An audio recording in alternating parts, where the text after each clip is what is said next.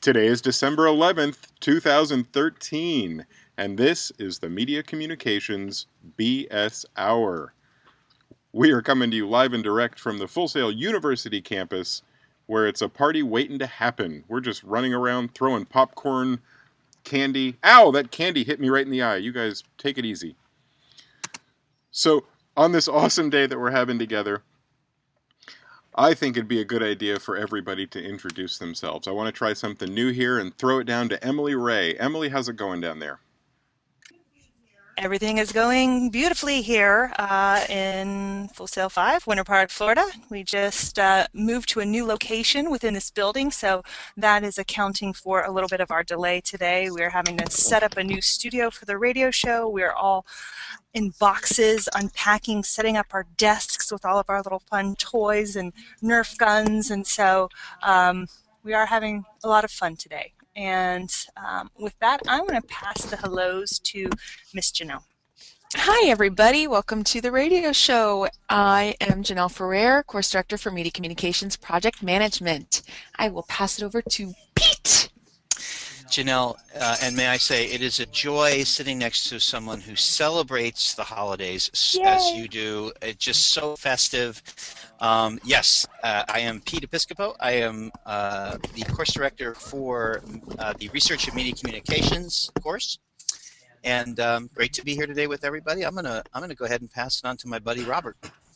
Thank you, Pete. Festive. That's a awesome word. Yes, we all are in the festive mood due to Janelle's excitement for the holidays. So we'd like to welcome, there we go.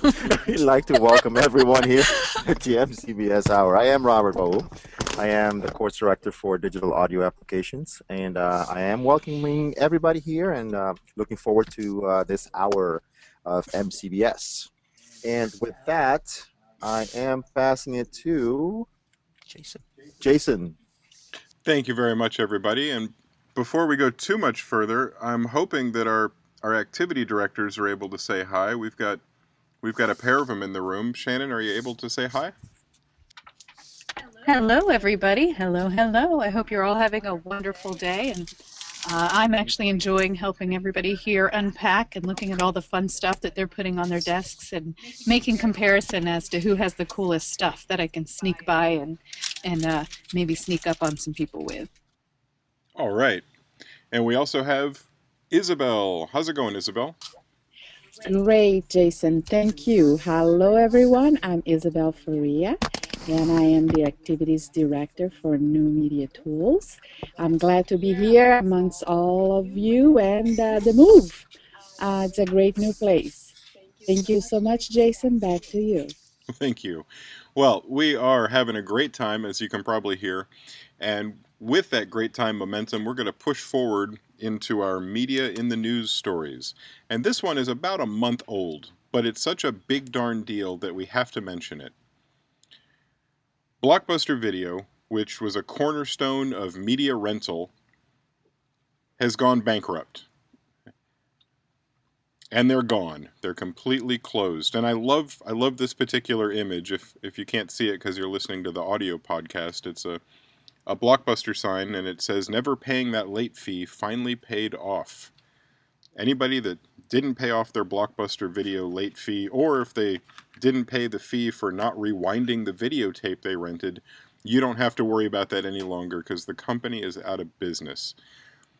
This is a huge deal. They've been around since 1985, and they were probably the biggest media distributor in around 1993 when they were gobbling up just business after media related business, and they became huge.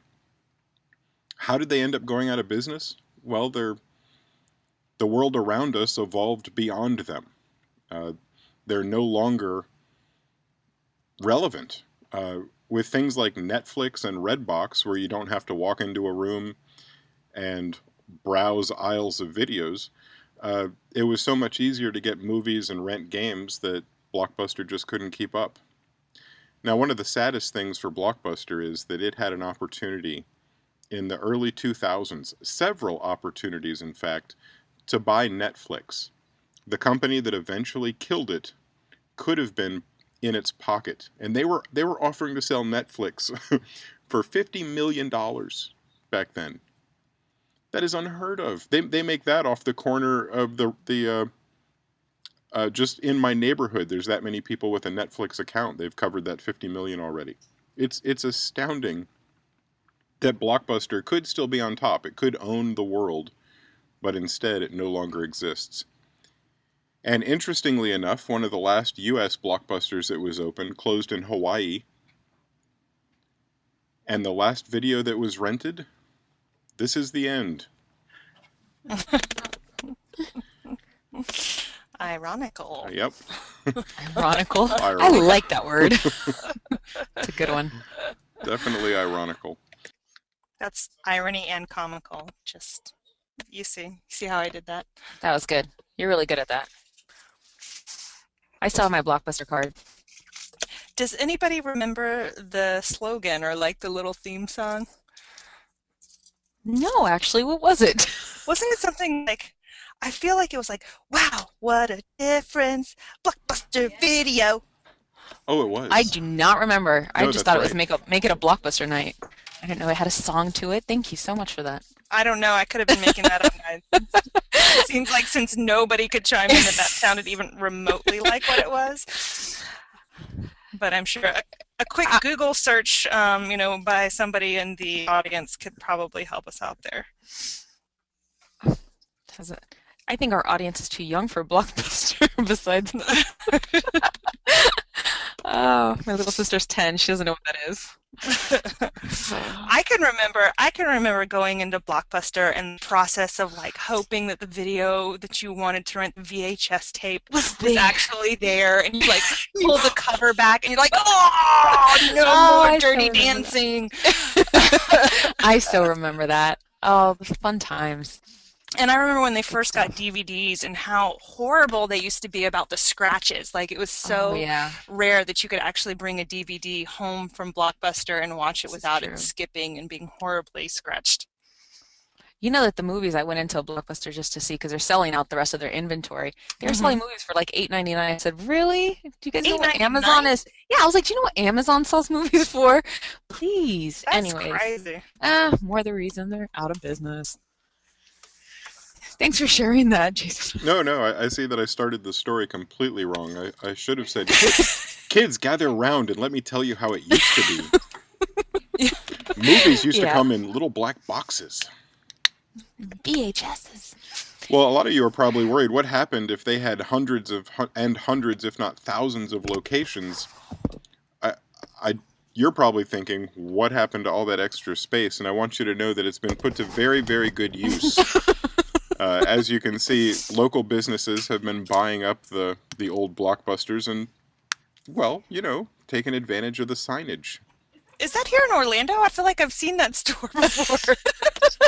I really feel it's on Colonial. Probably is. I'll do some research into this. Report back next MCBS Hour. My favorite part about that is it looks like somebody's ripped a tag off of a mattress. Right? Which it says it's illegal to do if you read it. You should know not to do that. Kind of weird. No. It's actually on the tag right there. It's under the word store and more in very fine print. Do not tear this tag off. Well, that brings us to something a little more recent and a little more serious. In the news, you probably heard that we lost Nelson Mandela. And he was famous for a lot of different reasons. Famous isn't the right word. You don't call people like Gandhi and Martin Luther King necessarily famous. You call them society changers. And he made a huge difference in his life. And while that by itself is interesting news, we've got Robert who is going to tell us about something that happened during the memorial service that makes more of a connection between this news story and media communications. Well, thank you, Jason. This actually was very first actually news this morning when I first woke up and turned my news on, or to catch up on my news. And they said, yes, the major headlines, the person that was actually doing all the signing was not actually doing anything but his own little routine, which struck everybody sort of were lost for words, because why would you choose such a platform to able to show off something like this? And the way it came about is the fact that they actually put a true sign person up to actually translate what was being said, and it was not matching at all to what he was doing. And you can tell that by some of the videos, as if you look that up, that he was repeating a lot of the hand movements the same way and not actually saying anything. But the interesting thing was the fact that he stood there as all these dignitaries was walking around to get to the podium. He did not move from his location. So if you have a chance, it is sort of sad and kind of comical at the same way. But they were also talking about how the security for this event was, even though at very high alert, they were not checking for anybody's papers when letting them in. So we don't know what's going on, but it was interesting that this made it to front lines this morning, as that putting a taint sort of on Mandela's whole funeral and memorial service, I guess, the memorial service. So anyway, that's that incident in the news. Thank you, Robert. That's pretty amazing. When we were talking about it earlier, Robert mentioned that even President Obama, really, who nobody should be able to get next to without a lot of vetting, had to walk around this guy. The guy didn't even move out of his way so he could get to the podium. Obama had to shuffle behind him so he could get to the podium. A guy that's not even supposed to be there. In the video that you're seeing right now, I'm just blown away by the difference between the two different versions of sign language that we see. It's interesting, Jason, if you think about the world we live in, and this is supposed to be a memorial for a very honorable man, and because we are able to record and televise this and send it around the world, I mean, that's really the reason why we're able to compare the tapes and see what happened. And now this story has become bigger than actually talking about what we should have been talking about, which is Nelson Mandela and all the good that he's able to do in his life. So it was just, his moment, for the memorial was totally usurped by this, because as the way we've developed in media communication, the need to record and transmit, had this been a private memorial service, we wouldn't be talking about this. Yeah, very good point, Emily. Absolutely.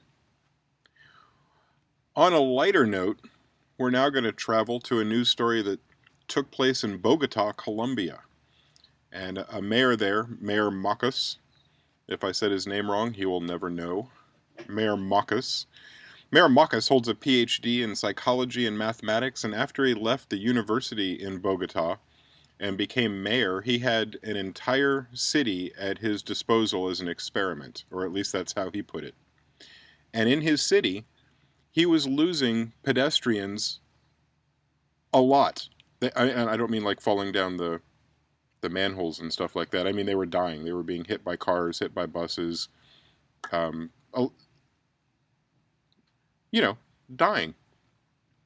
And he thought, hey, these people shouldn't be dying. How can I make it so less of them die? And here's what he did. He hired around 400 mimes.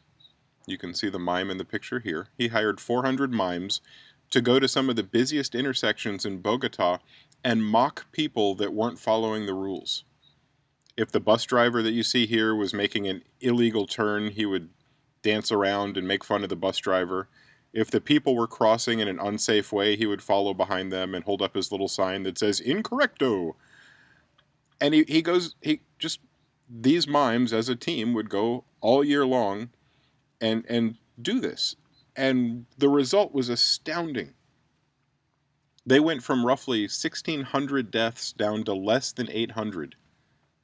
That's the number of deaths was cut in half. If you can save 800 lives a year by hiring 400 people to go out and make fun of people for not following the rules, I think that's money well spent. Emily, what can you tell us about this? All right, so this was brought to my attention because I saw it on Facebook, like a lot of other people I'm sure did. And what you're looking at here is the WestJet Christmas Miracle. For those of you who are not familiar with this airline, it's a Canadian airline, and what they decided to do was to, as passengers were boarding sort of a long distance like trans-Canadian flight, they had passengers scan their boarding pass at a kiosk, and by doing the scan of the boarding pass they got all of their name and address and all that kind of stuff information from them. But then when they scan their boarding pass, Santa would show up on the kiosk, and he's being I don't know what the right word is, but he's being videotaped from another location. So this is live, it's live interaction, and Santa would say something like, "Hey, Billy, what do you want for Christmas?" And of course the people were like, "How does this guy know my name?" Well, Santa knows his name because Santa knows everything, but also because he scanned the boarding pass of these people so they know who they're talking to. And they said, "What do you want for Christmas, Billy?" And Billy would say, "I want an Android tablet." And they went through all of the passengers on 2 particular trans-Canadian flights. And what these people didn't know was that after their plane took off, WestJet employees, in partnership with a lot of other retailers, went out and bought all of these items that people asked for, whether it was socks and underwear or whether it was a big screen TV. And what happened was, and you're going to have to watch this video because what WestJet was able to do was, have their passengers really create or like connect with them on an emotional level through this, some might call it a publicity stunt, some might call it just an act of kindness, but whatever, however you want to frame it, it's a really feel-good act. And what happened was when these passengers went to pick up their luggage at the baggage claim area, instead of suitcases piling out one after another, beautifully decorated and wrapped presents started coming, and people's names were on each box. And you can see from the actual video just the sheer delight that these passengers felt when they found a box with their name on it and they opened it up and it was actually something that they had asked for. And you could see it through the reactions, even of the guy who wanted socks and underwear, just how much the simple, well, it's not really that simple, it's a pretty complicated act, but, that something like this, the feel-good aspect of it. So check it out, y'all. It's going viral. And I will say that for those of you with a easily touched heart, you might want to bring a box of Kleenex because I cried. I'm going to say it. I want to watch this. It's very good. I've read a few things online, about it since, and some people are saying, well, this is not going to translate. This stunt is not going to translate into more people buying WestJet flights, because when we spend money for travel, we're not so much brand loyalists as we are people looking for like the cheaper option. So if we were to go on Orbitz, we could very easily find the cheapest flight. We're not necessarily, looking for a specific airline. And so, there could be cynics that say it's a publicity stunt, but, ultimately they're creating a sort of like warm and fuzzies with this company, and it wouldn't be a bad thing for companies to do nice things for people. I agree. Those are just bitter cynics. I think that this could definitely create some loyalty with people. I mean, I know people who won't fly anything but Southwest, and if Southwest doesn't fly there, they won't go on it just because they happen to know that they've been recognized as a friendly airline, and they tend to do wacky things and just, I hate United and AirTran, and I won't fly them. I don't care if they're the cheapest ones. So, I think this is great way to create brand loyalty, especially in these young kids. And one of the things that I was thinking about was, okay, what is the cost to WestJet for this, stunt or for this act? If they've partnered with retailers, which they're giving publicity to, like you could see that they go shopping in different places and like, right. Oh, there's the Best Buy logo, surprise, yeah. Surprise. So I'm thinking that probably they had a lot of that stuff donated, and, whatever the media production cost. And like this thing has gone viral. It is just like, everybody is watching it, and it's a feel-good thing. So, I mean, really, if it doesn't translate into, more WestJet, directly more WestJet sales, it certainly is going to, create that emotional attachment between, passengers and this airline. I agree. And it has 8.5 million views, more than that right now on that YouTube. And I think when Jason took the screenshot of that, it said, not the 538, but before that it said like 3 million. So, I mean, that this is free publicity for them, even though obviously it wasn't free, but this is additional publicity. Yeah, but and again, how much would a company like this spend on a commercial? Millions, more right? than, yeah, absolutely. And this particular act has gotten so much more attention than spending, a good amount on a commercial that is only seen in Canada. I mean, like, how many people around the world are watching this now? Now I know about WestJet. Yeah, I want to fly WestJet to Canada. It was at 2.5 million views when I captured this yesterday, and during our creative meeting earlier today, it was at 7.5 million views. So even in that amount of time, Janelle, you're saying it's up at 8 mil already. Over 8.5 million. Yep. It's tripled since yesterday. So that's a good definition of viral. It's catching on very rapidly. And if you take a look at 8 million people, you don't get that kind of coverage when you're showing. It's just an astounding number of people to sit and watch something you put together and look at your name, and then hand it off to their friends and family because they like it so much. Right, and not just that. When if it's on YouTube, it's not the same as if it's on a commercial and you say, oh, there's 50 million viewers watching it. No, these are people that selectively chose to sit down and stare at your commercial video. So I think it's much more than even that number, because look how many times, how many people will watch the same video together, and that, those aren't counted numbers. So anyways, I think this was a wonderful thing to do, and I don't care if it was just very feel good. I agree. Well done, WestJet. Well done. I agree. And WestJet's not new to this. What you're seeing right now is last year's flash mob. They put together a flash mob that came out on Christmas Eve. All these people were sitting in the airport. They were falling asleep, and all of a sudden the whole place explodes. What you're seeing right here with Santa and the planes flying and the chorus, and at the beginning of this video, it showed a bunch of sleepy people minding their own business, looking at their iPhones, or maybe taking a nap. And it exploded to life.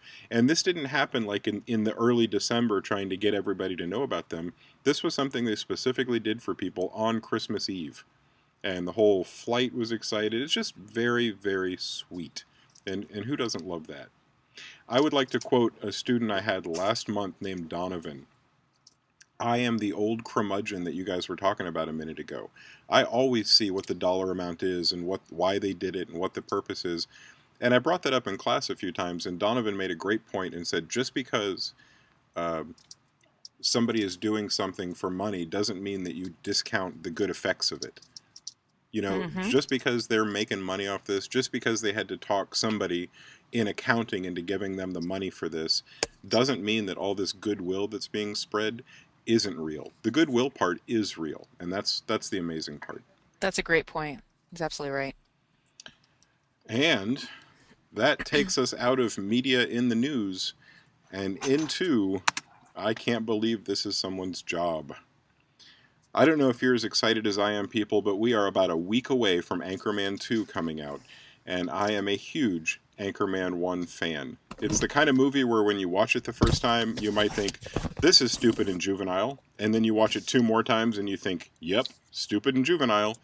And then you watch it 7 more times, and by the time you're done, you realize, man, this is stupid and juvenile, and I love it.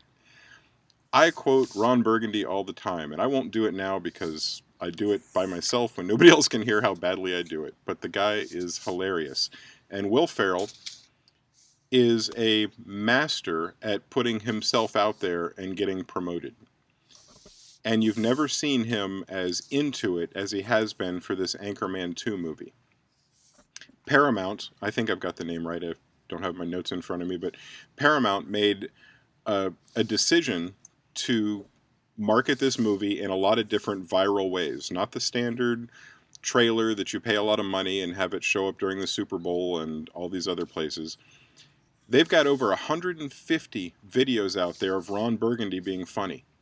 Some of them have taken off and they have millions and millions of hits. Some of them have only been seen by 500,000 people, but all of them are allowing Anchorman lovers to dig deeper and deeper into this story and to build this excitement about something that's going to pop up in about a week. I'm excited to see what the opening numbers are going to be like.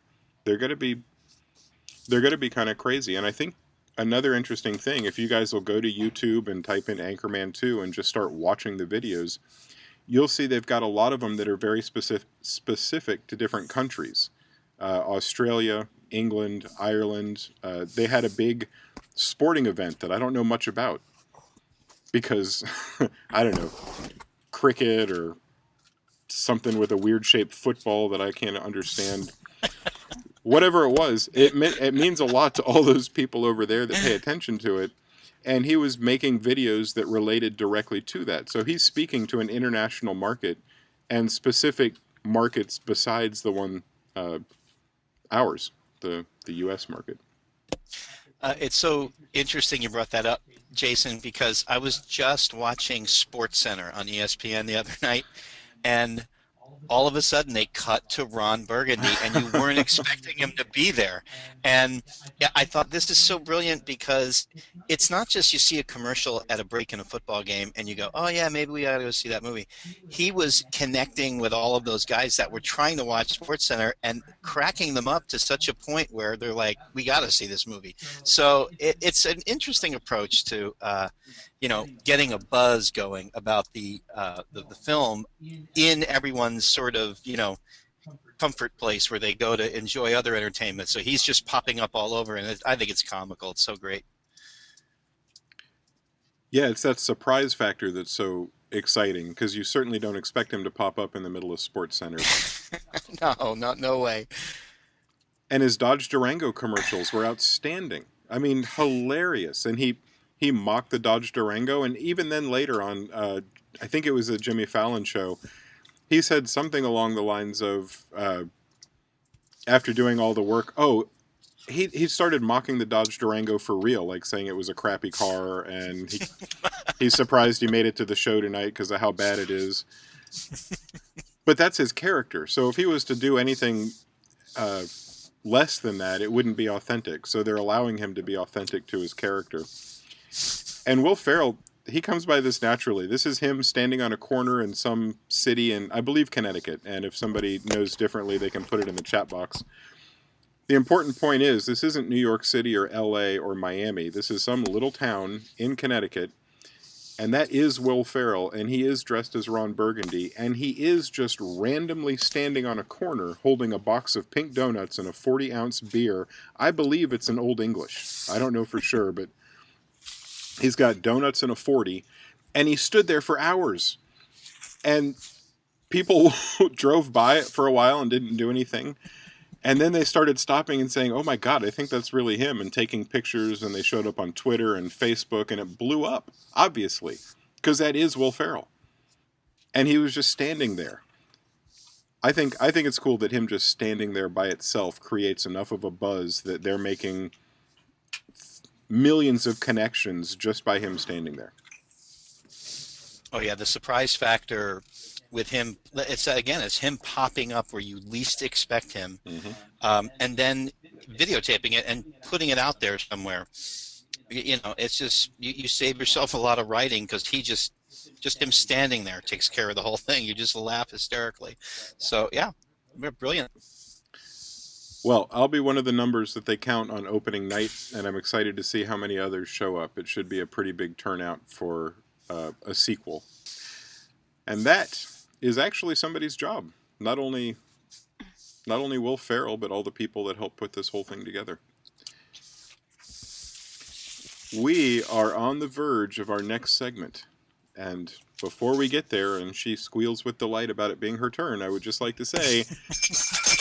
It's time for #B Social Media Savvy with Janelle, the Christmas edition. Hey guys, it's the Christmas edition. Okay, so this is part 2 from last week. So this week I wanted to first take a minute to talk about the Vine Challenge. For any of you guys that actually like to make videos on the Vine, you know that they're really short clips, and they're usually set 6-second videos is what they're asking for, and it's due this Thursday by 4 p.m. and you use the hashtag holiday lights. And you can go ahead and post your favorite Christmas trees or glowing ornaments or lights or whatever Christmas holiday fest that you feel like putting on there. That's the Vine Challenge. So it'd be really cool. And if you guys have it, we'd love to see it. And you can totally put it on Twitter and hashtag Be Social Media Savvy, and I would love to see it. So on to the real Christmas stuff. I found this awesome website called Elfster. I don't know if anybody has heard of this, but this is just a. Have you guys heard of it? Is that what you're laughing? No, I love the name. Oh, this is cool. Oh, it's brilliant. It is a cool take. It's a variation on Secret Santa. So especially because everybody lives all over the world these days and you don't really have all the family all down one block like you do in other countries, this is just a great way to still connect with everybody, do your Secret Santa, and you just organize it based on your location, completely free. You can make your wish list after you put in everybody's name. There's a tutorial on it, piece of cake, and it's just a great way to still connect with everybody. Just be able to write what you want, and it actually connects you to the stores and the links of the product that you want, how you want it, and someone can buy it for you. It'll send over who's going to get what name to buy the gifts, and so it's just a cool take on Secret Santa. And again, I love that it's completely free. It was started in 2004 by the guy who just kind of said, hey, we've got family and friends in Oregon, Florida, Utah, Washington, that whole pulling the name out of the hat thing isn't really an option right now because not everybody's there. And he had a background in finance and tech and coding, so he just kind of threw this website together, and it's been around since 2004, and it's really been taking off. So if you guys do Secret Santa with your family or friends or coworkers, this is a great way to do it socially. So that's my little tidbit on hashtag Be Social Media Savvy. I totally did the fingers, just so you know. So that's my take. Has anybody heard this, used it, anything? Because I think I'm going to use it. If not this year, next year for sure. So that's all I've got. Oh, wait. Be Social Media Savvy! with Janelle. With Janelle, of course. I told you she's festive. I've got my earrings that jingle too. Oh. Is there a segment? Is there a segue? I'm waiting for a segue here. Hold on. Tool time with Pete. There you go. Oh my goodness. Yeah. I can hear my wife right now going, yeah, you did grow a little belly there over the year, or you got to lose that this holiday. So I got to do a little more running, but hey, that's another story for another time. Here we go. Tool time. Yes, this is our Christmas edition. And Jason, you can go ahead and just start sledding ahead on these slides here. I want to talk to you about two interesting little, well, they've been out there, and you've maybe gotten even an email from them. And a lot of times you get these sort of bundle packages, and I have to say, they're kind of hit or miss here and there. But sometimes they are, there's quite a few little, apps in them that kind of help your life. And so it's just, I want to bring them to you today. One is from Mac Update, one is from Stack Social. And these things are gaining a lot of traction. And I'm going to give you some media communications numbers at the end of this, just to show you where these businesses have gone in the past 4 or 5 years. So let's flip to the next slide here. And the first one I want to talk to you about is Mac Update. You've seen these guys probably before, but what these guys do is they get a bunch of vendors who are writing some good software. It's not cheesy. It's updated and has been pretty popular over the years.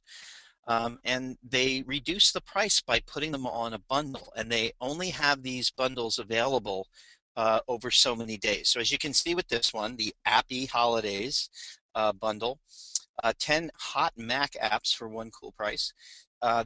When I took this screen grab, there was 6 days, 11 hours left for this bundle to be sold, and there's 2,641 bundles that have been sold so far. So $397, pardon me, worth of software for $39.99. Now, I have to say that there have been times I've gotten Camtasia or Parallels, right, which allows you to run Windows and on your Mac. There's been some great deals where you could get them for like $29.99 or even less than that. So these are kind of interesting little places to to go shopping and find a nice bundle to send off to someone. So they also throw in some free bonuses, as you can see. There's Flame Painter and Icon Box. I don't know what they do, but they're probably fun little extra apps that they throw in. We can go to the next one now, Jason, and this is kind of what you see when you click on this. So to take you kind of to another level with this, on Mac Update, you'll see a screen grab. You will also see sort of a brief description of what it does, what the what it supports, what operating system it supports, or version of the Mac operating system in this case. Pardon me. And then you can click on the screencast link as well, and there'll be a little video about the app, so you'll see it in action. Washing machine is a really cool looking app. The reason I like that one is because you just move those little levers and it goes ahead and does whatever you need it to do in terms of slimming down or finding duplicate files and stuff. It is so easy to use, and I love these apps that make it, I have a mom that uses a Mac, and if there's an app I can just give her that's really easy to keep things tidy, that's one of them. So yeah, there's some ideas for those of you that are techie and your moms are not. So pardon me, off we go. Stack Social is the second one I want to talk to you about, and this is the Merit Mac bundle. This ends in 13 days, and in here you're getting $34.99 for a full retail price of the software for $429. So you're getting a huge savings, about 91%. And there's some pretty cool apps in here as well. So let's flip to the next one, and because you get the whole point with this. But I want to take you a little bit deeper with this. By the way, this is the Black Friday Mac bundle, and I want to show you they do sell out. I actually picked this up because I wanted Motion Composer. It had nothing to do with the fact that Star Wars Knights of the Old Republic was in there. And then there was Mac, Internet Security, which I don't really use a lot of add-ons like that, but I kind of like to stay up on what is going on with these apps. But Motion Composer was a really cool, easy way for me to do animations for websites, and the way that it outputs them is just super simple, and so I really, really liked Motion Composer. $49 for that one, and it sold out. So let's take a look a little deeper at Stack Social real quick, and let's kind of connect this to MCBS. Stack Social is exactly what it is. It is a network of developers that connect through social media, and so the Stack community is pretty big. The total that has been saved by members so far, of course, that's the numbers that the list price of these apps, is over $78 million. They have 425,000 active members. Total brands that are represented, 723. The Stack network is 418 developers and publishers. If you go over to the right, you'll see the network outreach is super huge. They have 1,671,000 network Twitter followers, and network Facebook likes is in the 1.4 million. Just to let you know, these guys have now had, I think it's an $8 million investment and are going public. So this type of social media marketing and just emailing people, bundling things, connecting with other developers who would not have made anywhere near this number as their bottom line, but by pooling their resources and working off of this Stack Social network, completely amazing results. So there's a little bit of MCBS thrown in with our Tool Time Christmas special there. So to wrap it up, bundle up this year. There's a lot of great sites and venues that can offer you these kinds of bundles beyond Mac Update and Stack Social, but these are the two lead horses right now. And then we got to have my closing screen there, Jason. Where is it? There it is. Save a bundle by giving a bundle. That's my advice this week, and you guys have a great rest of the week. Great hanging with you. Awesome. Thank you, Pete. I think bundle up. I thought bundle up was a really cute idea. Bundle up this holiday season. Well, we don't meet again until next Wednesday at 2 p.m. And I put this up here because it's my favorite picture from the last week. I wanted to make sure I could share it with as many people as possible. I had a caption contest, and I think my daughter won. She said, "Stop it, you're tearing this family apart." Nice. Well, everybody, thank you so much for being here. It's been a spectacular Wednesday, and we will see you next Wednesday at 2, and that will be the last MCBS Hour of 2013. We won't meet again until 2014, so we hope to see you next Wednesday. And until then, bundle up. Boom.